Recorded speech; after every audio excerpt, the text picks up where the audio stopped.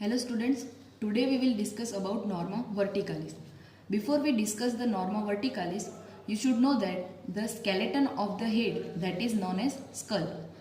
The skull, it is formed by total 28 bones. Two part. One that is the neurocranium and second one that is known as the viscerocranium.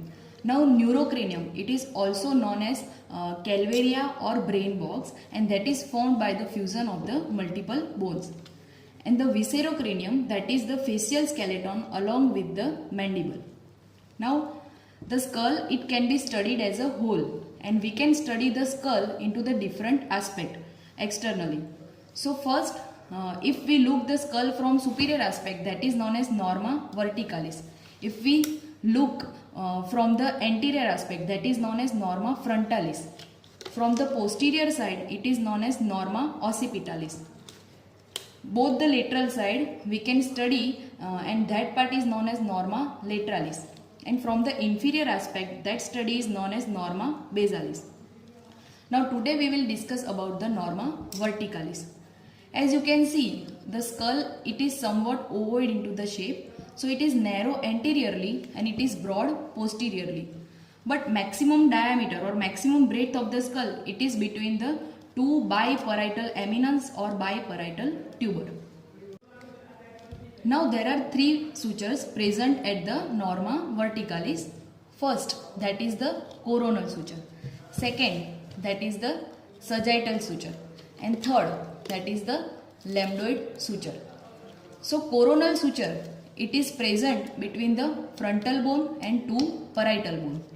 Sagittal suture, it is presented between the two parietal bone, and the coronal suture and the lambdoid suture, it is presented between the occipital bone and two parietal bone.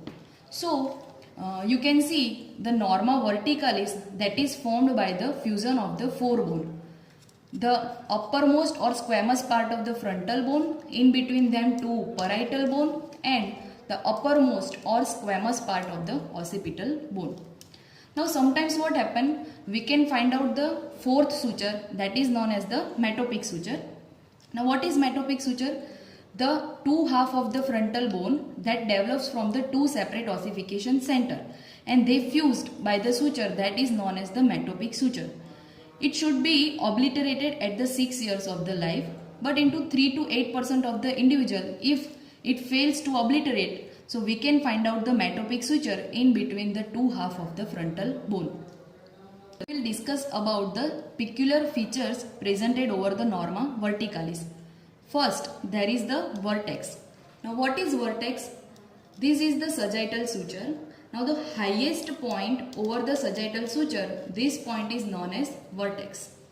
Now one that is bregma, another one that is lambda. What is bregma? It is the meeting point between the coronal suture and sagittal suture. So this is our bregma. But in the initial years of the life or in the fetal skull, what happened?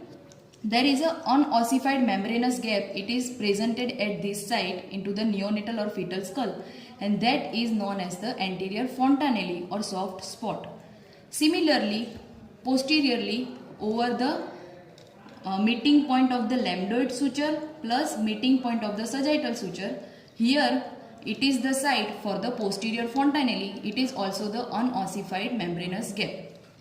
Now there are total 6 fontanelle present over the skull. One is anterior, second one is posterior, bilateral anterolateral or sphenoidal fontanelle, or bilateral posterior or mastoid fontanelle. Now why these fontanelles are formed? The production of the fontanelle, the reason behind that, it is because this one is the parietal eminence. So this parietal eminence or parietal tuber is what? It is the maximum convexity over the parietal bone, and that is known as the parietal eminence or parietal tuber. What is the clinical importance related to this? It is the most common site for the fracture of the skull. Now this parietal eminence during the intrauterine life, it ossifies from the two separate ossification center, and later on this both fuse together and forming the single ossification center, and from that the ossification of the parietal bone starts into the spoke of the wheel manner, so that the border of the parietal bone that will be fuses earlier rather than the angle of the parietal bone, so that it leaves the membranous gap at the angle of the parietal bone, and that's why there is a formation of the fontanelle. Normally it is very important for the fetal skull because this fontanelle, this membranous gap, that helps the underlying brain to grow. But what is the clinical importance related to this fontanelle? Later on, this fontanelle, as the age increases, this fontanelle closes and it becomes bony. As this fontanelle, it helps the pediatrician to assess the neonatal state of the health, because if there is a premature closure of this fontanelle, that leads to the stunted growth of the underlying brain, and that child is less intelligent. We can see the fontanelle into the neonatal skull, and we can assess the health of this child, because in certain condition it may bulge or it may sink. If there is a bulging anterior fontanelle is there, so it is suggestive of hydrocephalus or meningitis. Fontanelle, that is suggestive of dehydration or decreased intracranial tension. If there is delayed closure of this anterior fontanelle, and that is suggestive of certain syndromes such as Down syndrome or rickets. So we should know that at which time this fontanelle closes, and that is your viva question. Anterior fontanelle normally closes at the 18 to 24 months of the age. Posterior fontanelle that closes at 2 to 3 months of age, along with this anterolateral fontanelle. So this posterior and anterolateral or sphenoidal fontanelle that closes at 2 to 3 months of age. This posterolateral, that fontanelle, that is mastoid fontanelle, and it closes at the 12 months of the age. Now there is a presence of two parietal foramina just 3.5 to 4 cm in front of the lambdoid suture. So you can appreciate these are the two parietal foramina, and this parietal foramina, it transmits the emissary vein that connects the veins of the scalp to the superior sagittal sinus along with the meningeal branch of the occipital artery. So this parietal foramina transmits the emissary vein with the meningeal branch of the occipital artery. In between these two parietal foramina, there is a sagittal suture, and the point of the sagittal suture, which is between these two parietal foramina, this point is known as obelion.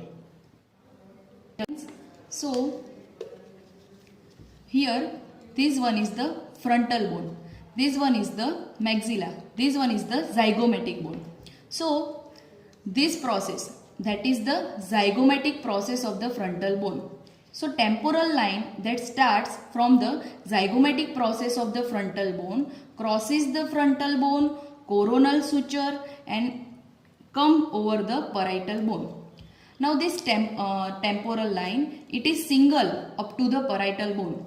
Over the parietal bone, it is divided into two. One is superior temporal line, another one is inferior temporal line.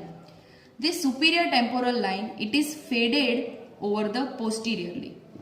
But this inferior temporal line, it continues and it runs downward, forward, and it ends up to the zygomatic arch. Now here, this part, it is the squamous part of the occipital bone, and these are the highest knuckle line. So the part of the occipital bone above this highest knuckle line, that is known as planum occipitale, and the rest of the part of the occipital bone, that is known as planum nuchale. So both of this part, planum occipitale and planum nuchale, they ossifies from the two center of the ossification. It ossifies into the membrane, that is planum occipitale, and it ossifies into the cartilage, that is planum nuchale, and it is divided by the highest knuckle line. Sometimes what happen, if there is a failure of the fusion of this planum occipitale and planum nuchale, so that is producing the isolated piece of the occipital bone, and that is known as interparietal bone. In norma verticalis, you should know that what is bregma, what is lambda, what is vertex, where is the parietal foramina, parietal foramina transmits which structure, obelion, parietal eminence or parietal tuber, interparietal bone, and temporal lines. This parietal eminence or parietal tuber, underlying this, there is a termination of the posterior ramus of the lateral sulcus of the brain, which is surmounted by the supramarginal gyrus, and that is our Wernicke's sensory speech area. So now what is the applied aspect related with the norma verticalis? One, that is the anterior fontanelli, posterior fontanelli, to anterolateral and posterolateral fontanelli. So you should know about the importance of the fontanelli, closer time of this fontanelli. Second thing, that is the parietal tuber or parietal eminence, that is the most common site for the fracture of the skull. Then third one, that is the cephalic index. What is cephalic index? It is measured or calculated by the maximum breadth of the skull divided by the maximum length multiplied with the 100. So what is the importance of the cephalic index? It is very useful tool for the anthropological study, and by this calculation we can divide the skull into the various type. That is the dolichocephalic, brachycephalic and mesenterocephalic. Now what is dolichocephalic skull? It is long-headed skull having the maximum length. What is brachycephaly? That is broad-headed skull with the maximum breadth. And what is mesenterocephalic skull? It is having the ratio of this length and breadth between the 75 to 80%. We asked what is caput succedaneum. So what is caput succedaneum? So there is a formation of the soft tissue swelling over the any part of the skull during the normal vaginal delivery. And why it is there? Because of the rupture of the capillaries or congestion of the vein during the normal vaginal delivery, and that is the temporary. Of this, you should know about the how the norma verticalis is formed. It is formed by the 4 bones. Then how many sutures are present? There are total 3 sutures present, and sometimes the 4th one, that is the metopic suture, in the 3 to 8% of the individual. Then certain peculiar features, that is vertex, bregma, lambda, obelion, parietal foramina, parietal tuber or parietal eminences, then temporal lines, then what is interparietal bone. So you should know about this and also about the clinical aspect related with the norma verticalis. Thank you.